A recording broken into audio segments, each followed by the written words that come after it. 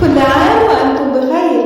رائحة رمضان تقترب، فيا رب ادخله على أهل بيتي وعائلتي وكل أقاربي وأصدقائي ومعارفي وإلى كل من أسعدونا بالخير والفرح والسعادة والسرور وتيسير الأمور والرزق الواسع يا رب العالمين.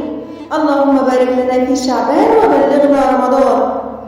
إلى أهلي وأصدقائي الغالين، كل عام وأنتم بخير، كل عام وأنتم في أفضل صحة وأحسن حال، كل عام وأنتم أهل وأحبة.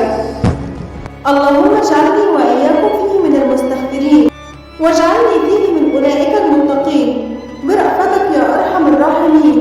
اللهم يا مقلب القلوب